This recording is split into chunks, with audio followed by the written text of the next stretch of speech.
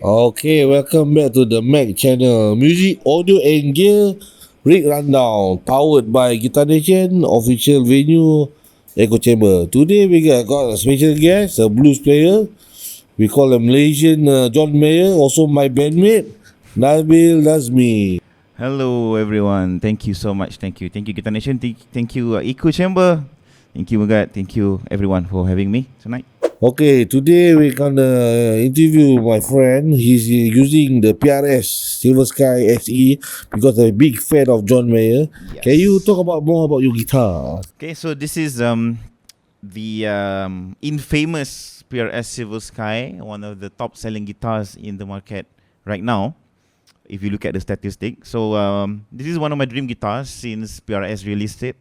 I believe in 21, if I'm not mistaken, 2021, 2020. Correct me if I'm wrong. So the moment John Mayer released this guitar, I was very adamant that I wanted to get my hands on this guitar because previously we all know that he was endorsed by Fender. So I found out around that time that the price range were really out of my budget. But the moment he released this Silver Sky, the SE, and then I was looking through the prices, and I thought to myself, "Oh, this is it's very achievable for me to attain this guitar." So obviously, the reason why I got this guitar is because of Mayer, and this guitar particularly follows the specs of John Mayer's guitars.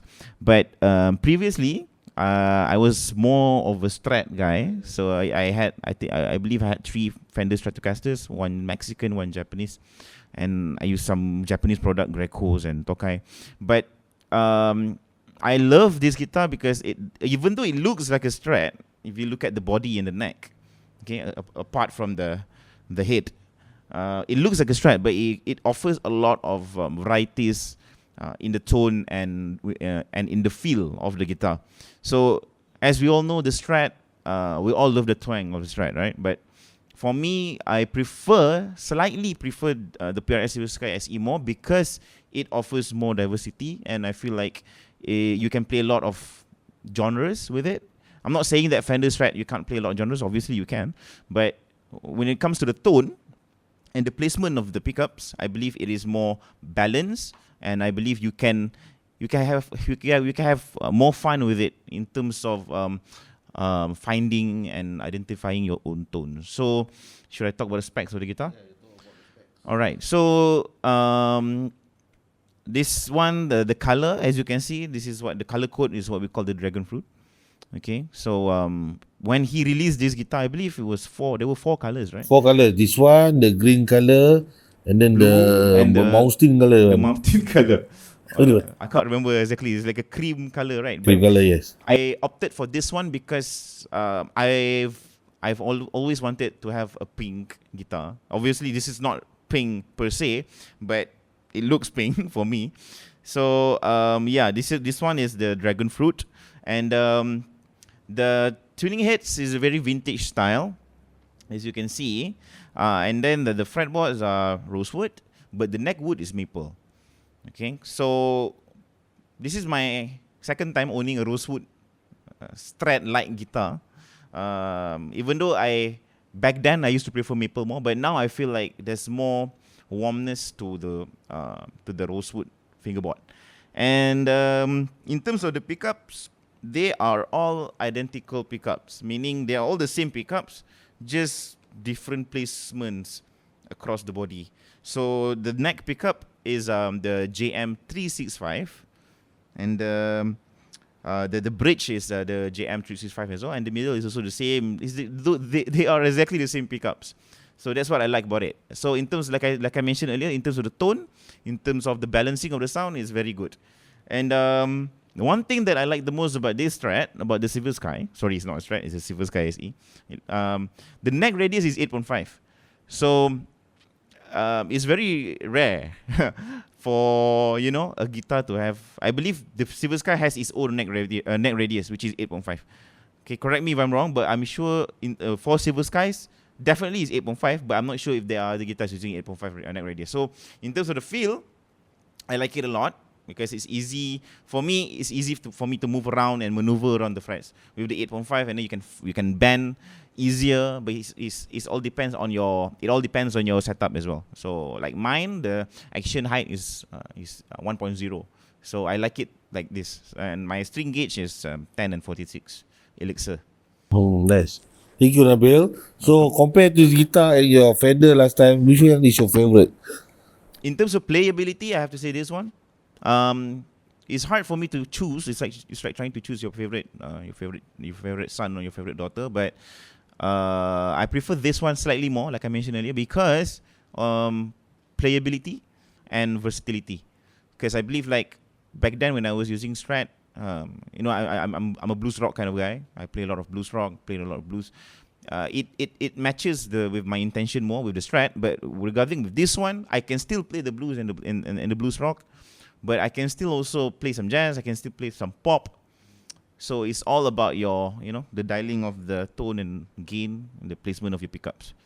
But so to answer your question, this one slightly more. Okay, thank you, Nabil, for the explanation of the PRS Silver Sky SE. It's a very wonderful guitar. So next, actually this guitar, I met with him, the Nabil Trio.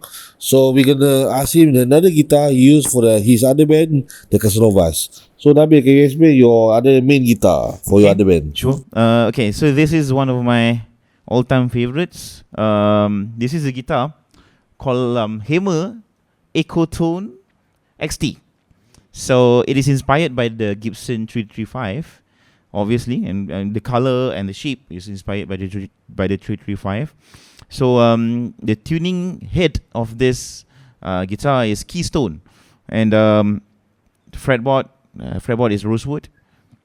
The pickups here are original Hammers pickups, humbucker pickups. Okay, the tone is very warm and very big, very somber, and very simple three-way selection pickups.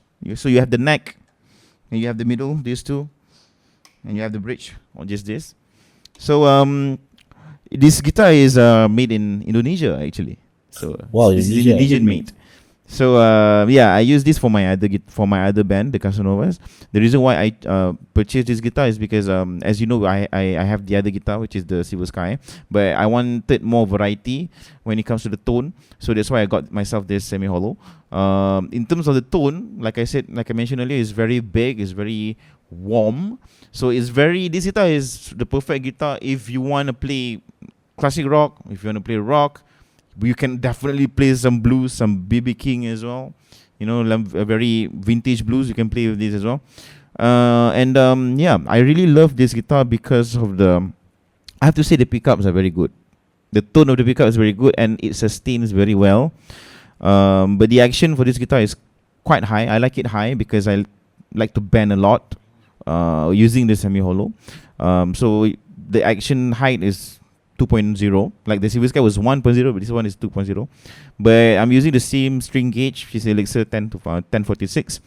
But the reason why I also like this guitar is because of Back to the Future, Marty McFly. So Yes. it's such an iconic look. So if we want me to be honest with you, when I got this guitar, I didn't care much about the specs. It's all about the feel, it's all about the look, and it's all about the sound. Yeah, that's about it. Alright, thank you, Nabil. Because the guitar last time we know, No Hujan also used for his band Hujan. So this guitar is very underrated, but everyone knows that. So we already settled the both guitar, his main arsenal. So we're gonna check out his pedalboard. Same pedalboard, two guitars. So Nabil, can you show what you use? Alright, so I'm a big fan. I'm an avid fan of good quality pedals at an affordable price. So what you're going to see are very, honest to God, are very cheap pedals, but very good in quality. So the first one, obviously you need a tuner. I strongly reckon for any musicians, before you invest in anything else, get a tuner. You can forget about those distortion, you can forget about those overdrives, all those fancy pedals. Get yourself a tuner. So this is courtesy of my good friend here, Mr. Megat Yaesree. He gave me on my, I believe, 28th birthday. Yes. So this is a Rowan tuner, very reliable and simple to use. So all you have to do is just stomp on it, and then needs no introduction. You just tune your guitar. And the next one on the chain is dyna compressor. I like to use a lot of compression and compressor on my sound, because sometimes when I play, especially with the Nabil Nazmi trio, so maybe I should demonstrate a bit. So when I play with the Nabil Nazmi trio 10NT, sometimes I use the pick, and sometimes I use my fingers to play the lead lines. So whenever I use my fingers to play the lead lines, I feel like the intensity of the picking is not the same as in comparison with you using the pick. So hence this compressor comes in very handy, because my usage of this compressor, firstly, I'm using it because I want to level the volume out, and secondly, I also use it, surprisingly, as a clean boost. So I'll demonstrate to you. So this is one of the lead lines for my band's song. So it sounds very dry to my ears. So if I wanted more volume, if I wanted to have a little bit more of a clean boost to adapt to the overall sound of the band. So all I have to do is just. So now you might notice a slight difference.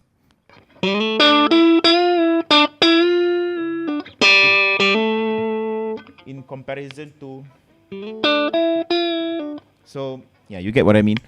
And like I mentioned earlier, for a clean boost. So sometimes when I play, when I'm playing the rhythm section, so for example, in one of our songs, Comforting Pleasure, so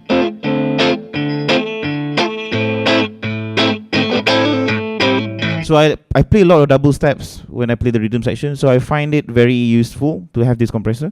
Like I said, I use it as a clean boost, so whenever I play these lines, these double stop lines, I'll turn it on.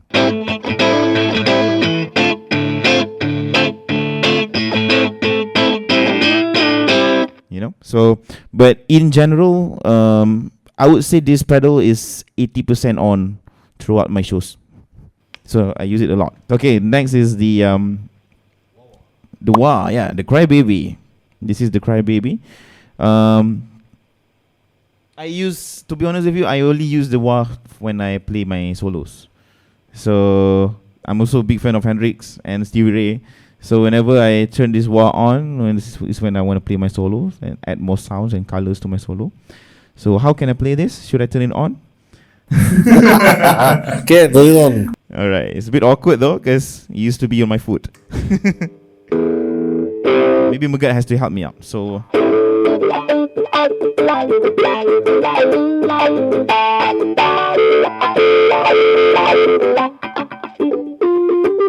and sometimes I like to play some funk rudiments in my soloing. So this one helps me a lot as well.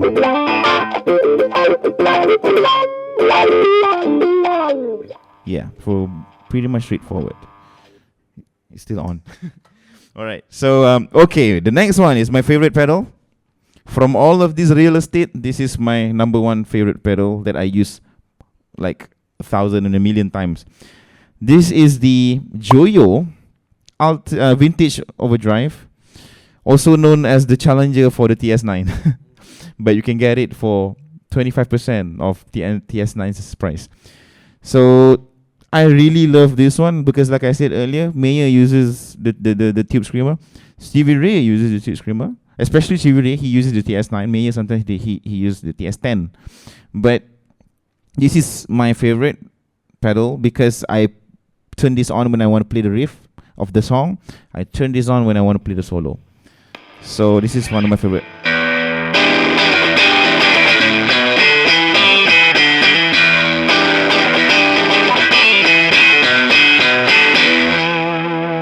So this is on the Mac pickup. So if I change it to my bridge, if I want to play my solos,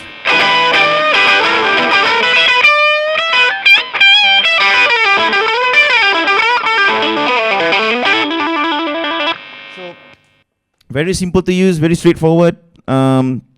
It's just the rawness of the overdrive sound that I love the most. It's very vintage style. I mean, the name is Vintage Overdrive, but very underrated pedal. Very underrated, underpriced. But I like the sound of a vintage overdrive.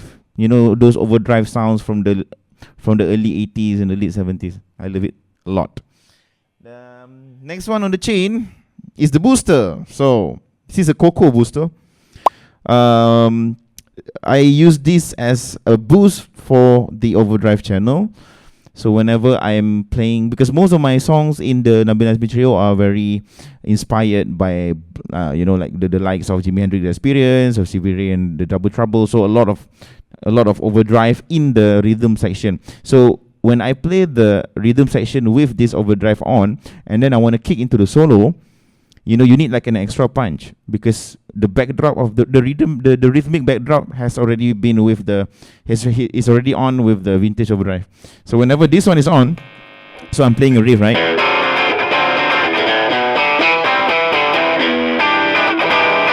So whenever I want to play the solo, while maintaining that rhythm, while maintaining that sound of the vintage overdrive, I want to kick it up a notch to play the solo, so I turn this thing on.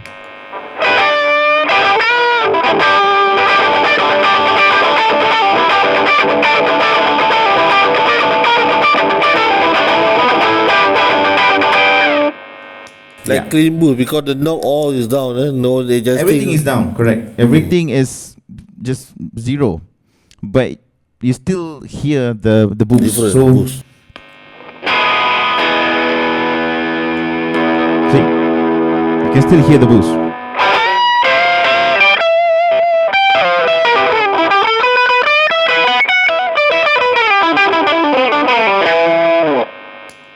Yeah, and this one is the delay. I use this sometimes in clean channel, and most of the time in the overdrive channel when I play my solo as well, because everybody likes a solo with a delay, obviously.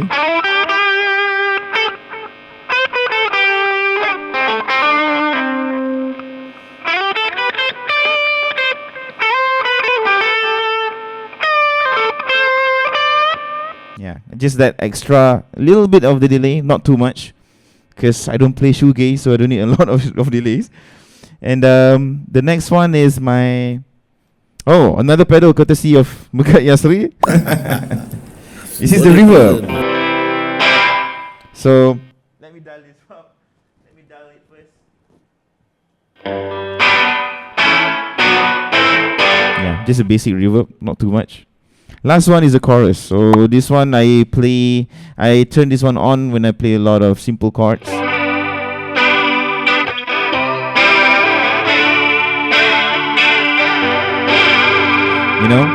For simple chords, and sometimes when I play some lead lines, not solos, but some lead lines,